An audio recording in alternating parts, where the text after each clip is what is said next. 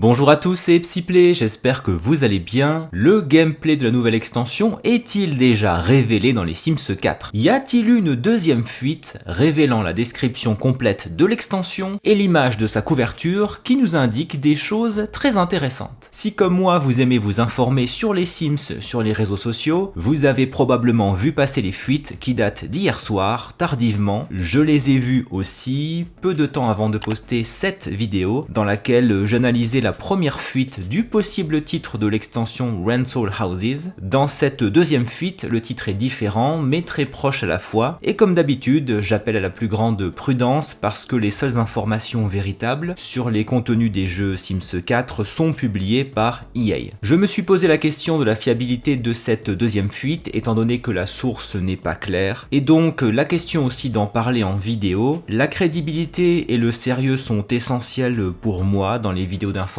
et de spéculation, c'est pourquoi je prends un peu de temps pour les réaliser, pour vérifier les sources, les croiser, effectuer des recherches complémentaires et pour proposer un montage pertinent. Je ne voudrais pas partager des éléments peu fiables ou pire, trompeurs. Comme je le disais dans la vidéo d'hier soir, avec le développement fulgurant des intelligences artificielles, certains ne se gênent pas pour en profiter et pour propager tout et n'importe quoi, puisque les éléments sur lesquels je vais m'appuyer aujourd'hui sont largement partagés sur les réseaux sociaux, c'est une vraie traînée de poudre depuis hier soir, et même sur YouTube où il y a de plus en plus de vidéos d'infos, alors que les leaks, les fuites, étaient parfois regardées avec méfiance, mais il faut bien faire des vues, soit nous allons tous nous tromper, soit nous allons échanger ensemble sur le contenu véritable de l'extension. D'ailleurs le compte qui fait fuiter tout ça met clairement sa respectabilité en jeu. Introduction peut être longue, mais c'était important pour moi de poser certaines choses. Question de sérieux. Allez, voyons tout ça. Si cette vidéo vous plaît, n'hésitez pas à vous abonner, mais aussi à mettre un like et à écrire un commentaire pour soutenir la chaîne. Concrètement, cela permet à YouTube de comprendre que vous aimez la vidéo et donc il la propose davantage à d'autres fans des Sims. J'adore vous lire et discuter en commentaire.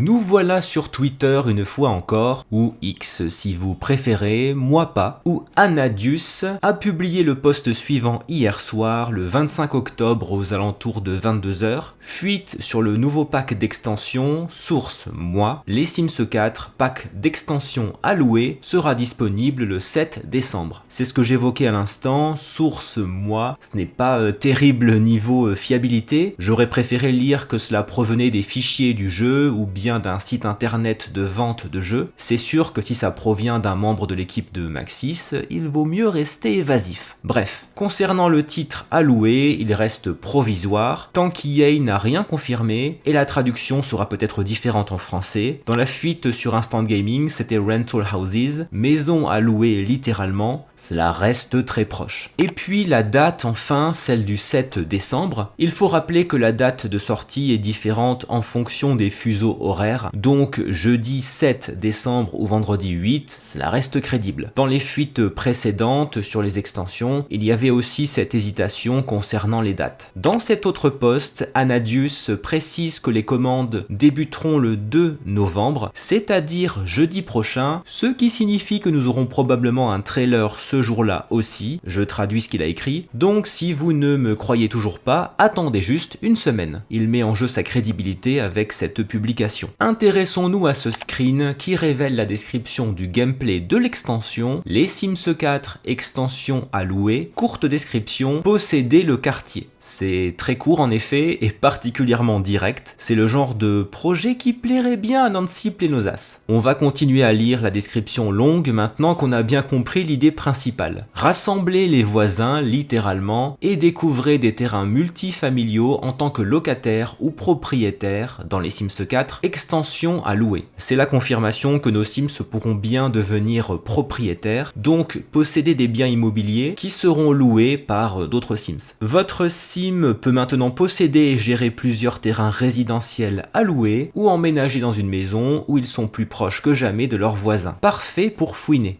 Dans sa maison, il sera possible d'avoir des locataires. J'imagine qu'il faudra créer des secteurs réservés aux propriétaires et aux locataires. Fouiner, ça peut être très sympa pour créer du drama. Des repas partagés aux expulsions, il y a beaucoup de choses à faire et un nouveau monde animé à découvrir. Achetez maintenant pour obtenir les objets bonus marché nocturne à la maison pour vos Sims avec le contenu numérique Les Sims 4, nourriture de rue, disponible dans le jeu le jour du lancement, le 7 décembre. Alors pas mal de choses ici, des repas partagés, j'imagine que ce sera entre propriétaires et locataires, au sein d'une même maison ou d'un immeuble. L'expulsion, ça me fait déjà rire. Il y aura aussi des objets bonus de précommande. Comme d'habitude, ça force les joueurs qui sont atteints par la collectionnite aiguë, comme moi, à acheter rapidement les extensions et au tarif plein de préférence. Marché nocturne et nourriture de rue, ça me fait penser à l'Asie du Sud-Est. Pas vous ? Et aussi aux stands de nourriture qui existent déjà en jeu, à San Myshuno par exemple. On continue avec les principales caractéristiques de l'extension, contenu numérique, nourriture de rue, amener les saveurs du marché de nuit avec un chariot à grillade, un parasol et une corbeille de fruits, valable si vous commandez l'extension entre le 2 novembre et le 18 janvier. Les 3 objets de précommande sont évoqués, je ne sais pas s'il y aura du gameplay avec le chariot à grillade, il ne sera peut-être là que pour poser les grillades, et il serait bien utile car j'en ai un peu marre de toujours choisir la même table de jardin à côté de mon barbecue. Du gameplay avec la corbeille à fruits, ce serait bien aussi. Les fruits en plastique qu'on pose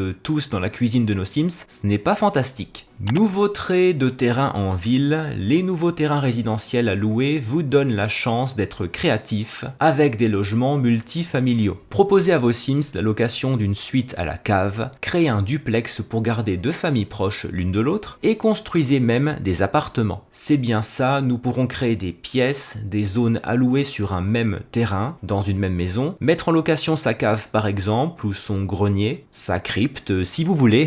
Quand je lis duplex, je pense à escalier en colimaçon comme un automatisme, je ne sais pas bien pourquoi. La question que je me pose de suite, c'est celle de la limite des Sims dans le foyer. Est-ce que les locataires compteront dans le foyer ou est-ce que nous les verrons évoluer dans la maison comme les colocataires sans pouvoir les contrôler? Ou est-ce qu'ils apparaîtront de temps en temps quand ils sortiront de leur logement? Cela rappelle l'extension Les Sims 2, la vie en appartement quand même. Gestion immobilière, les Sims propriétaires peuvent être des gestionnaires immobiliers présents, vivant parmi leurs locataires, ou ils peuvent vivre dans une résidence séparée tout en générant des revenus provenant de plusieurs investissements immobiliers. Attention, si les propriétaires ne gardent pas une cote de logement élevée, ils peuvent faire face à une révolte de leurs locataires. En lisant ça, j'ai davantage l'impression que ce gameplay est repris des commerces et que ce n'est pas une nouvelle profession d'agent immobilier, ce qui serait une occasion manquée, mais je peux me tromper. Le fait de pouvoir vivre dans la même maison ou immeuble que ses locataires ou sur un terrain séparé, le fait d'avoir le choix en fait, ce sera un gros plus je pense. L'idée de maison à louer qui serait obligatoirement sur un autre terrain, ça ne me séduisait pas à vrai dire. La cote de logement est un système repris sur la réputation des Sims. Ce sera une réputation de propriétaire et cela crée un enjeu. On ne se contente pas d'encaisser les Simflouz comme un bon petit capitaliste, il faut bien s'occuper de ses locataires. Je me demande si nous appellerons quand les toilettes seront bouchées. Burk. Plus proche que jamais, la proximité peut créer de l'harmonie ou du drame. Les Sims en location résidentielle seront inévitablement mêlés à la vie des autres, ils socialiseront pendant les repas partagés, se rencontreront dans le jardin ou sur les autres zones communautaires et auront la possibilité de découvrir les secrets de chacun en écoutant, en fouinant et même en entrant par effraction. Plein de choses intéressantes ici, inévitablement, comme dans la vraie vie quand on loge avec d'autres personnes, on peut vivre en harmonie ou alors la proximité peut créer des tensions. Certains propriétaires ou locataires seront probablement trop curieux ou envahissants. J'espère qu'il y aura un trait de caractère curieux. Il y aura des zones communes dans lesquelles les Sims pourront se rencontrer. J'aime beaucoup l'idée d'écouter aux portes, de fouiner dans les Sims, je précise, et d'entrer par effraction. Est-ce que ce serait une manière de jouer un rôle de cambrioleur différent des autres opus des Sims ?